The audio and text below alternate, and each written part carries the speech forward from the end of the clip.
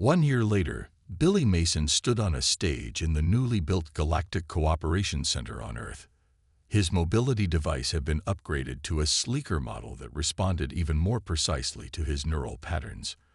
At 12 years old, he had grown taller, though his speech still carried the slight slur from his injuries. Behind him stood his parents, Admiral Collins, Dr. Ward, and a surprising addition, Diplomat Thraxis, representing the Draconian Imperium. "Welcome," Billy said to the crowd of humans and aliens, to the first graduation ceremony of the Interspecies Understanding Program. Hundreds of young beings from across the galactic concord filled the hall. Among them were 20 young Draconians, their scales bright with youth and excitement. The Galactic Children's Protection Fund, created from Draconian reparations, had grown beyond its original purpose. What began as compensation for one injured human child had expanded into the largest educational and cultural exchange program in known space. After the ceremony, Billy moved through the crowd with ease. Other children, both human and alien, greeted him warmly. He had become something of a celebrity, the boy whose injury had changed interstellar relations forever. "Ambassador Mason," Thraxis said formally, using Billy's new title. The Draconian diplomat had been among the first to support the transformation of his society. "Your speech was excellent." "Thank you," Billy replied. "And thanks for bringing the sculpture. It means a lot." In the center of the hall stood a remarkable piece of art, a joint creation by human and Draconian artists. It depicted two children, one human and one Draconian, reaching toward each other with expressions of curiosity rather than fear. Admiral Collins watched from a distance. Dr. Ward joined him, datapad in hand. "Protocol Mimesis has been completely dismantled," she reported. "All dormant algorithms removed from Draconian systems." Collins nodded. "Good. They've kept their word. We'll keep ours." "Did you ever think it would turn out this way?" Dr. Ward asked, gesturing to the mingling crowd. "When we planned the protocol, I mean." "Honestly, no," Collins admitted. "I thought it best we force them to leave us alone. This is better." Across the galaxy, the effects of what humans now called the Billy Mason incident continued to ripple outward. The Draconian military, once focused on expansion and domination, had been rebuilt around defense and protection. Their warrior culture remained, but with a crucial difference. They now saw themselves as guardians rather than conquerors. Trade between humans and Draconians had grown steadily over the past year. Draconian engineering combined with human innovation had produced advances neither species could have achieved alone. Most significantly, several aggressive species that had been watching from the sidelines had become notably more diplomatic in their dealings with humans. The message had been received clearly. Humanity would not start fights, but they would finish them with devastating effectiveness. In the Galactic Concord, a new set of laws had been established, known formally as the Child Protection Accords, but commonly called the Billy Mason Rules. They established universal protections for the young of all species. As the celebration continued, Billy found a quiet moment with his parents. "Do you think Commander Screeth will ever come to one of these?" he asked. Kate put her arm around her son. "Maybe someday. He's still working through his shame." "I'd like to meet him again," Billy said, "to show him I'm doing okay." John smiled at his son's compassion. "That's what makes humans special, Billy. Our ability to move past anger towards something better." On a Draconian colony world, a new cultural center opened its doors. Inside, young Draconians learned about other species, especially humans. They studied the incident that had nearly led to war, but instead created unprecedented cooperation. A young Draconian asked her teacher, "Why do we study this so much?" "Because," the teacher explained, "it contains the most important lesson our species ever learned. True strength isn't about how much damage you can inflict. It's about how much you can protect what matters most." Outside the center stood a simple plaque with words in both human and Draconian languages. "From understanding comes peace. From peace comes growth. From growth comes a better future for all our children. The lesson had been painful, but the Draconians had learned it well. And across the stars, so had everyone else who might have once considered humans easy targets. You hurt a human child. Now your species is on borrowed time. The Grand Hall of the Galactic Concord buzzed with activity. Representatives from 37 spacefaring species gathered to witness something unprecedented. At the center of the hall, a delegation of Draconians stood facing a small group of humans. Billy Mason sat in his mobility chair between his parents. The boy looked both nervous and curious as he glanced around at the alien faces watching him. Admiral Collins stood protectively nearby, with Dr. Ward at his side. Ambassador Carla Diaz addressed the assembly. We gather today to formalize the agreement between humanity and the Draconian Imperium, following the incident that injured young Billy Mason. High Marshal Vrex stepped forward. His once proud posture was more subdued now, but he maintained his dignity as he faced the human delegation. On behalf of the Draconian Imperium and all its colonies, Vrex began, his voice carrying throughout the hall. I formally apologize to Billy Mason and his family for the harm done by Commander Screeth. Screeth himself was brought forward, flanked by guards.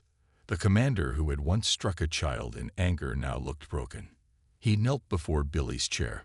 I, Commander Screeth, acknowledge my crime against you, he said, his translator making his voice sound flat and mechanical. My actions were unworthy of a warrior.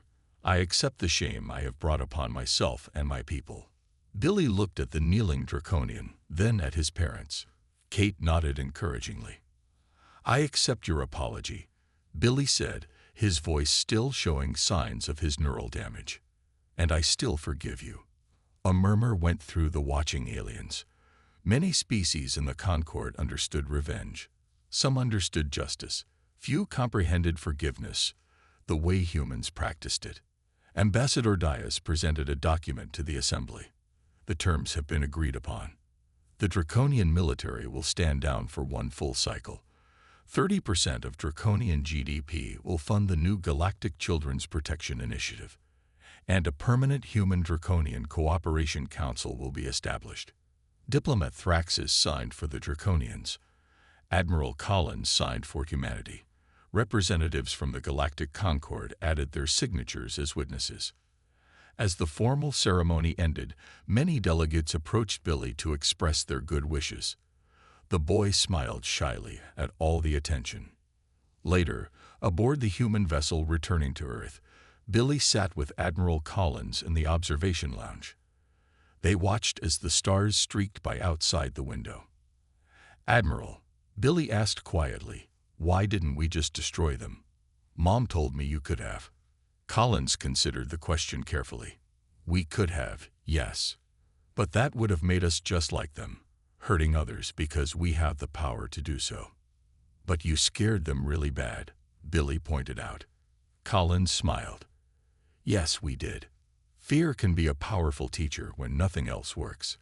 But notice that not a single Draconian was physically harmed during our entire operation. Mom says real strength is knowing when not to use your power, Billy said. Your mom is very wise, Collins replied. The Draconians thought we were weak because we care about each other, especially our children. We showed them that our compassion doesn't make us weak. It makes us stronger than they can imagine. Billy thought about this, then asked, will they ever be our friends? Maybe not friends right away, Collins said honestly. But they'll respect us now, and respect can grow into something better over time.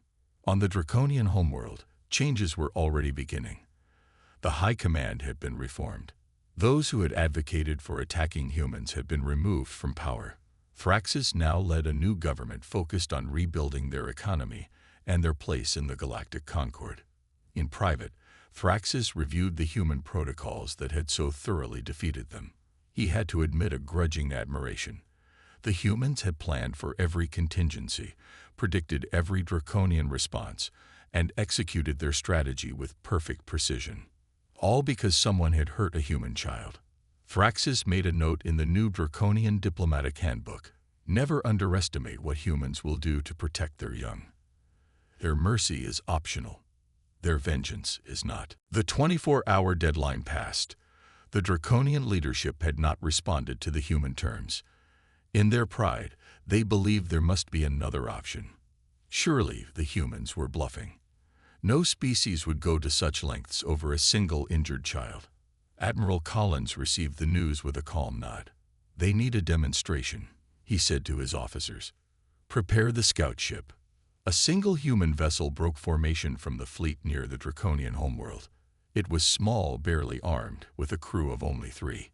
Draconian defense platforms tracked its approach but held fire, waiting for orders.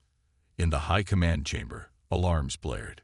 A human ship has entered our space, an officer reported, moving toward the homeworld. Destroy it, High Marshal Vrex ordered immediately. Wait, Diplomat Thraxus cautioned. This could be a trap. Why send only one small ship? Before they could decide, the human vessel accelerated to an impossible speed, bypassing the outer defense ring completely. When it reached the upper atmosphere of the draconian homeworld, it released its payload. Thousands of tiny objects scattered across the sky. Draconian fighters scrambled to intercept, but the objects were too small and too numerous. They descended through the atmosphere, setting off radiation alarms across the planet. Panic spread through the draconian capital. Citizens rushed to shelter. Military units prepared for the worst. The High Command watched in horror as the objects continued their descent unchallenged. But there was no explosion, no radiation surge, no attack. Instead, the objects, revealed now as advanced nanodrones, stabilized at different altitudes over major population centers. They began projecting enormous holographic displays visible to millions of draconians below. The displays showed detailed simulations of what would happen if humans decided to attack. With perfect precision, the simulations identified every military weakness, every vulnerable infrastructure point, every strategic flaw in draconian defenses. One display showed how human agents could poison the water supply to the capital within hours. Another demonstrated how key military installations could be disabled simultaneously. A third revealed the exact location of the secret bunker where the draconian leadership would retreat in case of attack, a location supposedly known to only 12 individuals. In the high command chamber, screens suddenly activated without anyone touching them.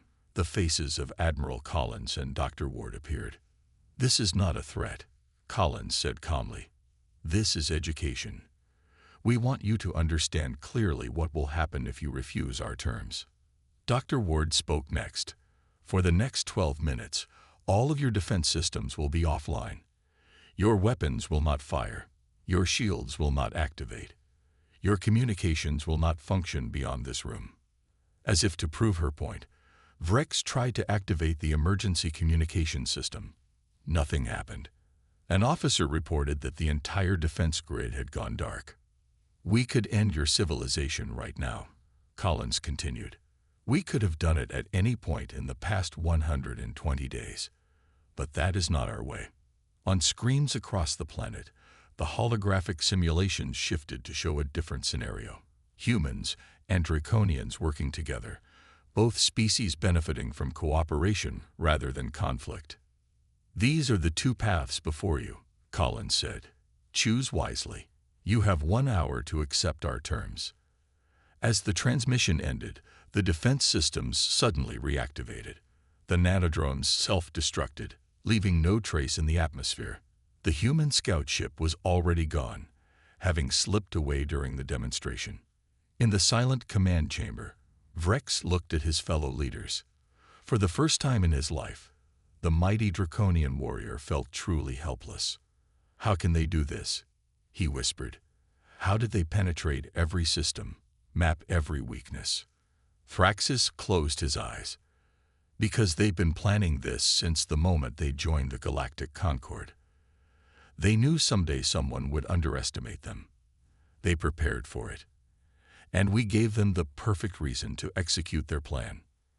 By harming a child," another leader said quietly. Vrex looked at the blank screens where the human faces had been moments before. Call an emergency session of the full government. We must vote on their terms. The cost of pride had become too high. The survival of their species now depended on accepting defeat at the hands of an enemy who had never fired a shot. Day 120 after the incident, the draconian economy was in free fall. Trade partners throughout the Galactic Concord had quietly distanced themselves, citing security concerns about dealing with draconian ships and goods. No one wanted to risk being caught in whatever was happening between humans and draconians. Human vessels still hovered at the edges of draconian space. They had not fired a single shot, launched a single missile, or made a single threatening move. They simply watched, silent sentinels that never needed to refuel or rotate crews. Inside the draconian high command chamber, the mood was grim. High Marshal Vrex had lost weight. His scales dulled from stress. "Our people grow restless," said Diplomat Thraxis. "Food shortages have begun on our outer colonies. The military cannot maintain full readiness with our fuel reserves so low.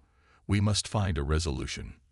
"We cannot show weakness," Vrex insisted, though his voice lacked its usual force.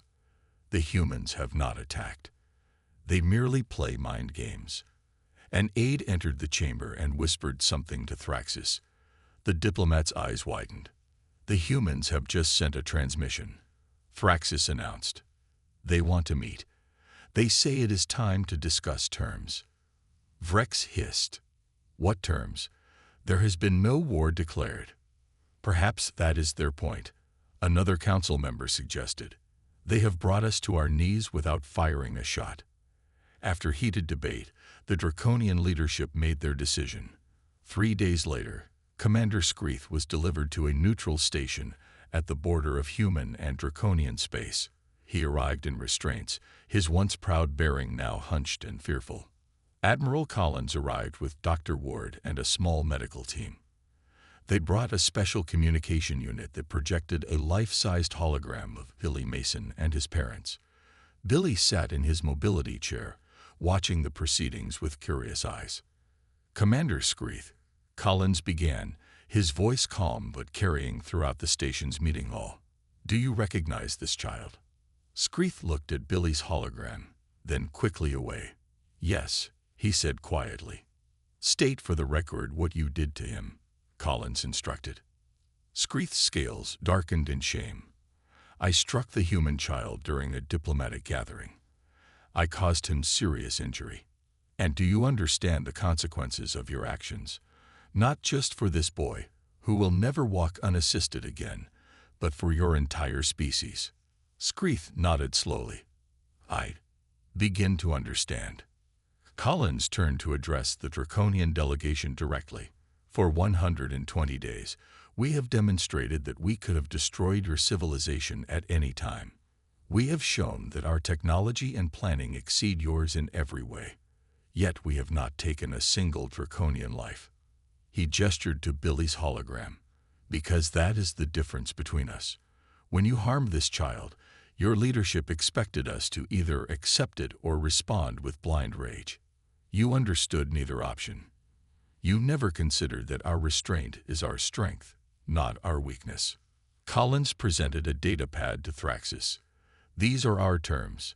The draconian leadership will publicly apologize to Billy Mason and his family. Your military will stand down completely for 1 full cycle. And your government will contribute 30% of your GDP to a new fund for injured children of all species." The draconian representatives hissed in shock. "These terms are impossible." Thraxis objected.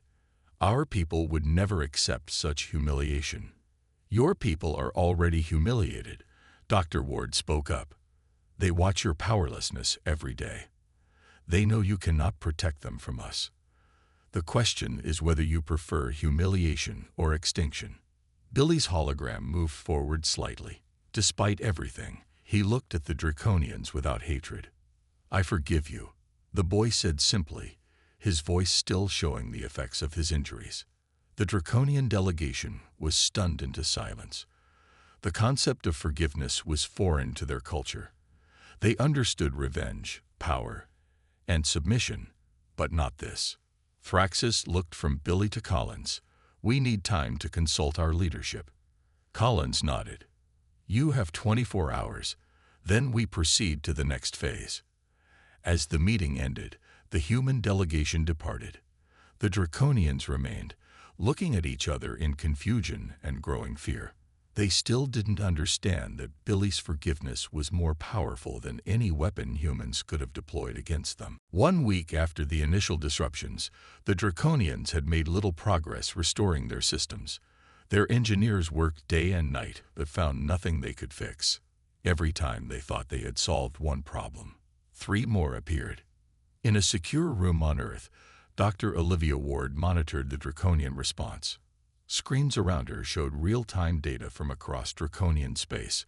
A team of 50 specialists worked at stations, making small adjustments to protocol Nemesis as needed. Their attempts to purge our algorithms are exactly what we predicted, Dr. Ward said as Admiral Collins entered the room. Each defensive measure they take triggers another layer of our system. Collins nodded. It's time for Phase 2. Dr. Ward handed him a small device. Once you authorize this, there's no going back. Collins inserted his security card and pressed his thumb against the scanner. The device hummed softly, then flashed green. Authorized.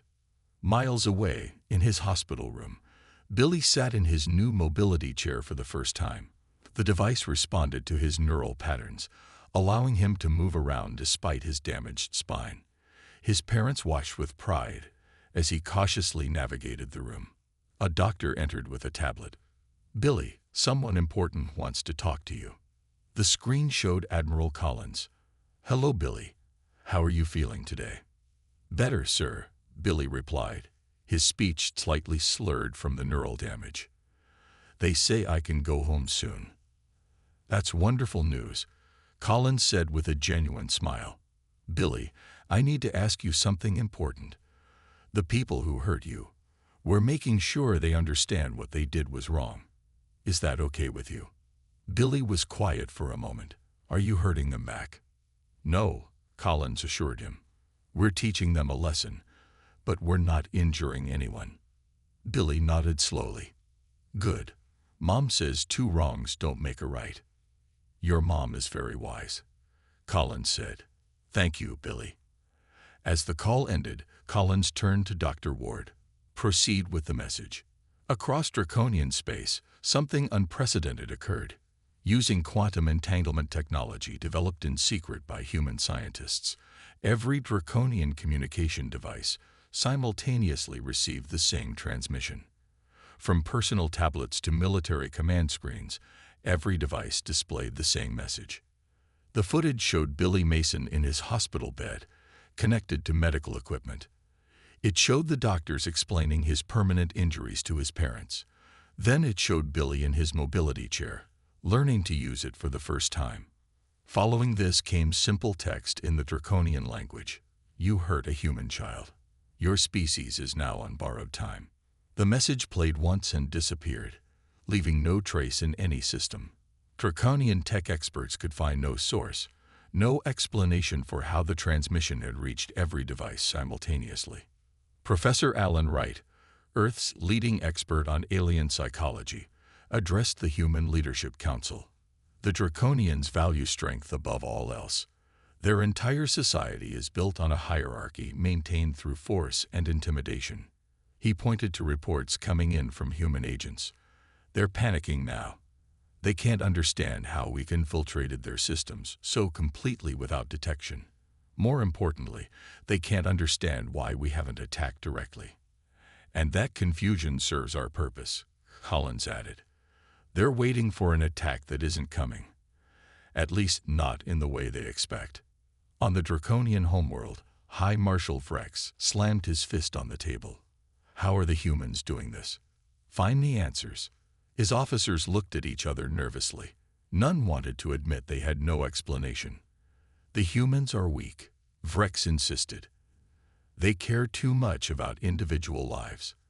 They lack the will to do what is necessary. A junior officer cautiously spoke up. Sir, perhaps that is what we misunderstood about them. Their care for their young isn't weakness. It's why they're fighting now. Vrex snarled at the officer, but deep inside, doubt had begun to take root. Human ships remained positioned at the edge of every draconian system. They made no aggressive moves. They simply watched and waited, their presence a constant reminder of the message every draconian had received. You hurt a human child. Your species is now on borrowed time. 3 months after the incident, Billy Mason opened his eyes. The medical staff erupted in cheers as the boy slowly blinked, adjusting to the light. Kate and John rushed to his bedside, tears streaming down their faces. Mom, Dad, Billy's voice was weak from disuse. We're here, sweetie, Kate said, gently squeezing his hand. You're going to be okay. The doctors quietly explained the situation to the parents, while Billy drifted in and out of sleep. The damage to his spine was permanent. He would need a mobility assist device for the rest of his life. The neural scarring would affect his speech patterns, but he was alive, and his mind was intact. News of Billy's awakening spread quickly across human space. Reporters gathered outside the medical facility. Government officials prepared statements, and deep beneath the Pacific Ocean, Admiral Collins received the update he had been waiting for. It's time, he said simply. Across draconian space, the first signs of trouble appeared exactly 12 hours after Billy woke up. On 6 different planets, major military installations suddenly lost power. Backup systems failed to activate. Communication networks went dark. In orbit around the draconian homeworld, warship captains discovered their navigation systems were giving contradictory information. Star charts shifted. Sensor readings fluctuated wildly. Some ships drifted dangerously close to each other before manual controls could be established. Inside the main communication hub on the draconian colony world Skrex Prime, Lisa Green finished her work. For 3 months, she had posed as a human technician, helping to integrate Earth's communication protocols with draconian systems. The cultural exchange program had placed her perfectly. She typed a final command sequence and slipped a small device back into her pocket. Around her, draconian technicians frantically tried to determine why their systems were malfunctioning. None of them noticed as Lisa calmly walked out of the facility and boarded a transport shuttle. Across all draconian territory, their communication networks suddenly began broadcasting the same footage on a continuous loop. Commander Skreath striking Billy Mason. The video played on every screen, in every home, on every ship. No one could shut it off. At the edge of draconian space, a small human fleet appeared. Led by Admiral Collins aboard his flagship, the 10 vessels took position just outside weapons range of the draconian border outposts. They made no aggressive moves. They simply waited, a silent message that couldn't be misunderstood. On 17 draconian worlds, fuel depots for their military craft mysteriously ignited. Though no lives were lost, the strategic reserves were destroyed. Draconian military leaders realized they had only enough fuel for a few days of full operations. The Galactic Concord called an emergency session. The Draconian ambassador demanded action against the humans, though he could provide no proof of their involvement in the system failures. The human ambassador smiled politely. This appears to be an internal matter for the Draconian Imperium. Perhaps your engineers need additional training. You know what you're doing. The Draconian hissed, scales darkening in anger. This is an act of war. We have made no aggressive moves, the human replied calmly. Our ships remain outside your territory. We have not fired a single shot. As the diplomatic argument continued, Admiral Collins received confirmation from his captains. Phase 1 of Protocol Nemesis was complete. Every target had been hit with perfect precision. No Draconian lives had been lost, but their military capabilities were significantly compromised. In his personal quarters, Collins looked at a photograph of Billy Mason, the smiling boy before the attack. Next to it sat a medical report detailing the permanent disabilities the child would live with. This is just the beginning, Collins whispered to himself. On the Draconian homeworld, The military high command gathered in an emergency session. For the first time in their species' history, they felt something unfamiliar creeping into their thoughts. 2 weeks passed since the attack on Billy Mason. The boy remained in a medical pod, transported back to Earth's advanced facilities. Doctors worked around the clock to repair the damage done by Screeth's claws. The draconian strike had damaged Billy's spine and caused severe internal bleeding. Though stable, he remained in a coma. Kate and John Mason hardly left their son's side. They took turns sleeping in the small room attached to the medical chamber. The walls were covered with messages and drawings from children across human space. On the diplomatic front, things appeared to be moving forward peacefully. The Galactic Concord had stepped in to mediate between humans and Draconians. Public channels showed human and Draconian representatives sitting at long tables, talking calmly about the unfortunate incident. The Draconian leadership offered what they considered generous compensation, a small sum of credits and rare materials. They explained that Commander Screeth had misunderstood human customs and reacted according to Draconian culture, where challenging a superior warranted physical discipline. They promised Screeth would undergo cultural sensitivity training. Human representatives nodded and smiled during these meetings. They asked polite questions and seemed to accept the Draconian position. News outlets reported that tensions were easing and that the diplomatic crisis might soon be resolved. But deep beneath the Pacific Ocean, in a secure facility known only to a few hundred people, Admiral Frank Collins stood before a different kind of meeting. "Ladies and gentlemen, thank you for coming on such short notice," Collins said to the assembled group. 20 of humanity's top military and scientific minds sat around a circular table. Screens on the walls showed 10 more participants joining remotely from off-world locations. "The public display of diplomacy is proceeding as planned," Collins continued. "The Draconians believe we are weak, frightened, and eager to move past this incident." Dr. Olivia Ward stood up.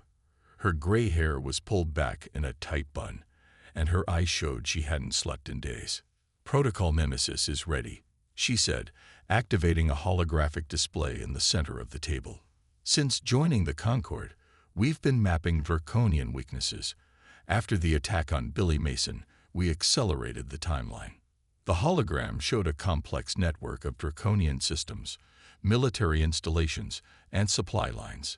Red dots pulsed at key points throughout their territory. "Our agents have been in place for years," Dr. Ward explained. "The Cultural Exchange Program was the perfect cover to insert our final components.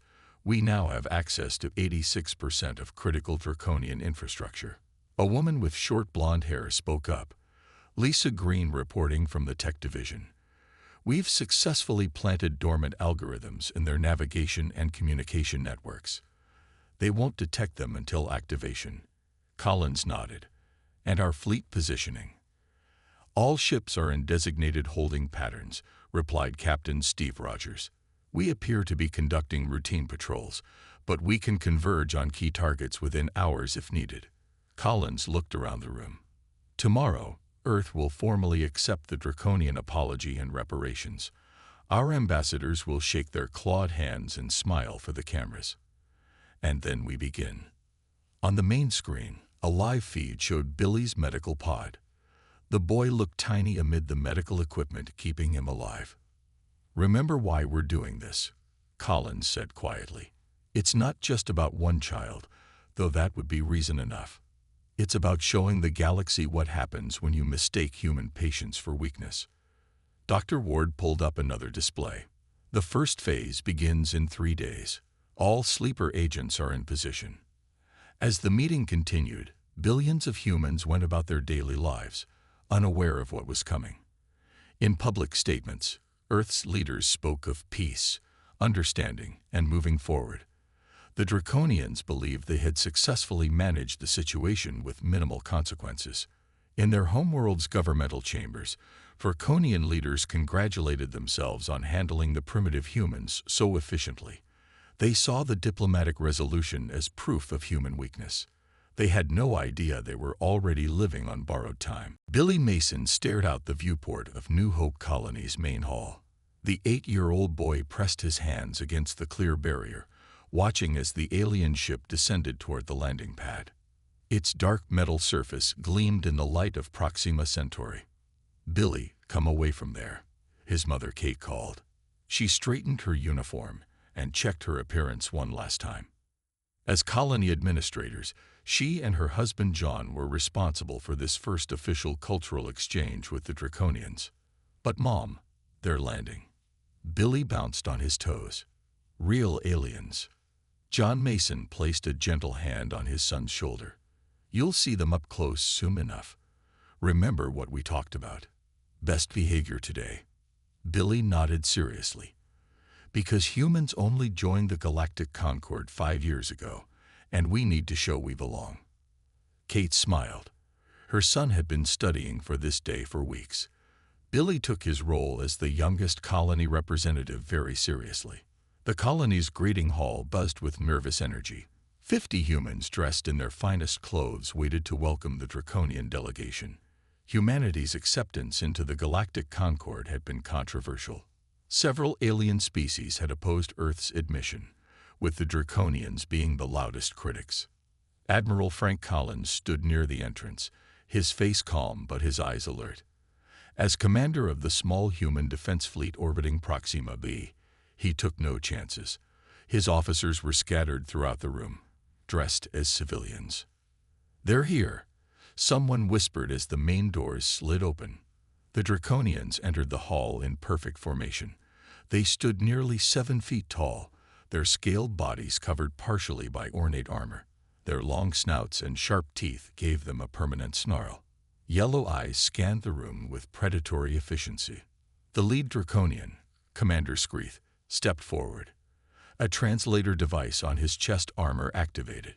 "We bring greetings from the Draconian Imperium to this human outpost." John Mason stepped forward with a practiced smile. "Commander Screeth, New Hope Colony welcomes you and your delegation.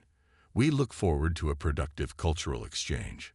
The formal introductions continued, with representatives from both sides exchanging carefully rehearsed pleasantries. The atmosphere remained tense but cordial. Billy watched the proceedings with wide eyes, taking in every detail of the alien visitors. When the formal greetings concluded, the gathering broke into smaller groups for conversation.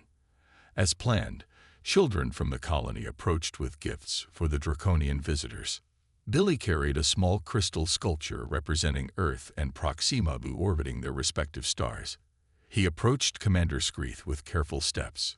"Sir, please accept this gift from the children of New Hope," Billy said, using the exact words he had practiced. Screeth looked down at the boy, his yellow eyes narrowing. He reached out one clawed hand to accept the gift. As he examined it, his expression changed. "This shows your planet, and this one is equal," Screeth said, his translator making his voice sound mechanical. "Yet your species is primitive compared to ours." Billy's smile faltered. This wasn't in the script he had memorized. It represents friendship, sir." Screeth made a sound that might have been a laugh. "The Draconian Imperium does not seek friendship with lesser species. We accepted your kind into the Concord only because we were outvoted." The room grew quiet as people noticed the confrontation. Kate began moving toward her son. Billy, trying to salvage the moment, remembered something from his studies. "The Concord teaches that all sentient life has value." "Sir." Something in those words triggered Screeth's rage. His scales darkened as he leaned down toward Billy. "You dare lecture me, human child." Before anyone could react, Screeth's arm lashed out. His clawed hand struck Billy across the face and chest, sending the boy flying across the polished floor. Billy's small body skidded to a stop, blood pooling beneath him. The room erupted in chaos. John and Kate rushed to their son. Admiral Collins and his officers moved toward the Draconians, weapons appearing in their hands. Medical staff pushed through the crowd. As alarms blared, no one noticed the colony's communication system broadcasting the entire incident across all human channels. In orbit, ships from both species went on high alert. Billy lay unconscious, his breathing shallow as the medical team worked frantically to stabilize him. The diplomatic incident that would change interstellar relations forever had begun.